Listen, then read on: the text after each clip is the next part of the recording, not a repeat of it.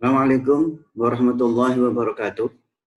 Mari kita lanjutkan pembahasan sebelumnya dengan kita membahas berkaitan dengan bagaimana kita merubah dari simulasi steady state ke simulasi dynamic.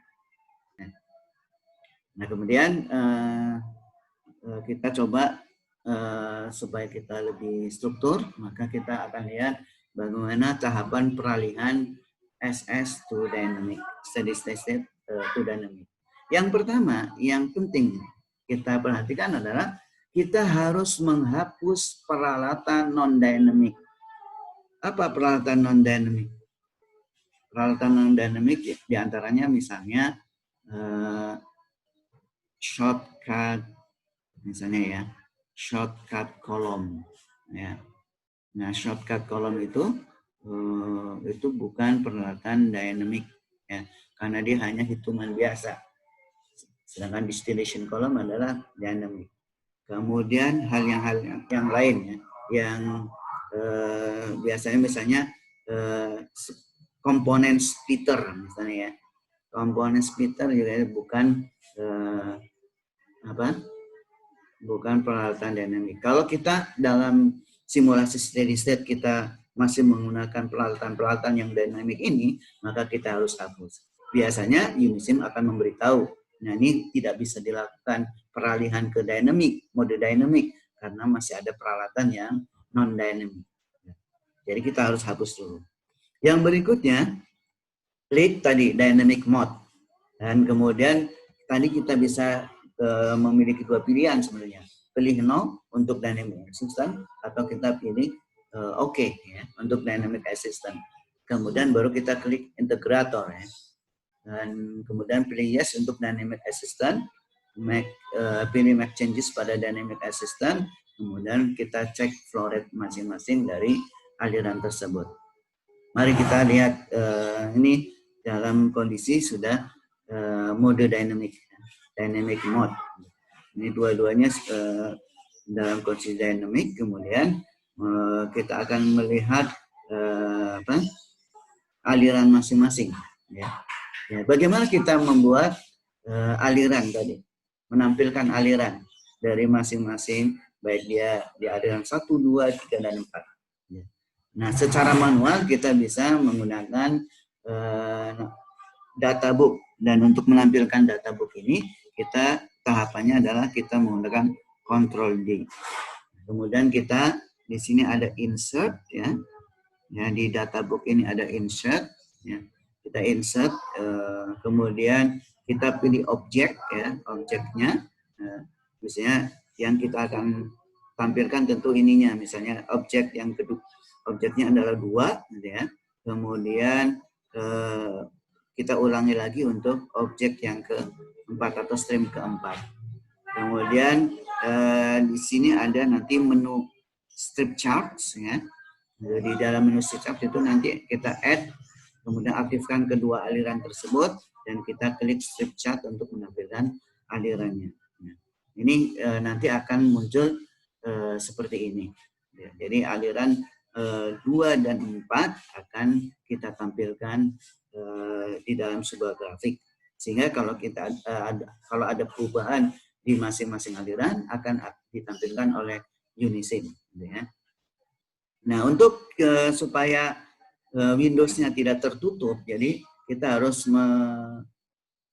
PFD Windows-nya harus kita kita kecilkan supaya nanti kita bisa menampilkan grafik secara lebih mudah. Ya. Jadi kalau kita ingin ke PFD kemudian kita balik lagi ke grafik, tidak tertutup ya, Windows-nya tidak tertutup. Kalau tidak dibuat seperti ini akan tertutup. Jadi nanti kita akan cari-cari lagi. Nah, kita sudah berada di dynamic mode. Oleh karena itu, jika kita melakukan perubahan soft opening menjadi 60, maka akan muncul seperti ini. Jadi dengan sendirinya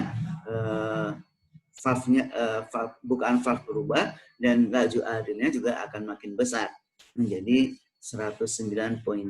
Yang tadinya tadi berapa? 91. Jadi ini karena valve-nya dinaikkan untuk VLV 100. Kemudian kalau kita lakukan untuk yang VLV 101, maka juga akan berubah, ya. Jadi ini salah satu contoh bagaimana kita membuat perubahan aliran dengan cara kita membuka valve opening. Nah, kalau kita bisa melihat lebih detail gambar ini, maka ini seperti ini ya. Jadi ini gambarnya seperti begini. Jadi ini ada semacam overshoot, ya. Jadi valve ini ternyata bisa saja dia ordernya bukan 1, ya. Jadi mungkin dia order 2 karena dia ada overshoot. Tapi ini ya. Jadi ini bisa kita lihat dari grafik alirannya. Oke, gitu. Kemudian tentu kita menginginkan grafik yang tampil dengan sesuai dengan yang kita inginkan. Misalnya agar aliran menjadi atau berjalan lebih lambat, karena aliran kalau kita tidak set maka dia akan berjalan sangat cepat. Nah, maka pengambilan data harus diperbanyak persatuan waktu. Biasanya defaultnya adalah dia 300 data per 20 detik. Nah, kita bisa merubah dengan cara kita klik kanan display flow-nya, kemudian pilih graph control, ya. Ini ada graph control di sini, ya. Kemudian kita akan tampil setup logger dan kita ubah ukuran loggernya adalah 3.600 atau 5.000 dan sebagainya. Ini kalau kita ingin memperlambat laju aliran, sehingga nanti ketika kita ubah bukan valve, perubahan akan kita lihat secara lebih lama, gitu ya. Tidak hilang begitu saja, gitu ya. Ini terkait tadi ya. Kemudian terkait dengan bagaimana sizing method, ya. Tadi disebutkan bahwa ada 2 tipe, CV dan CG. Tentu makin besar CV atau CG akan makin besar laju alirnya, karena dengan bukaan valve yang sama, ya, karena ukurannya berubah. Misalnya yang tadinya CV-nya itu 0,2145, kita ubah menjadi 0,429, maka kita akan lihat perubahan laju alirnya, ya.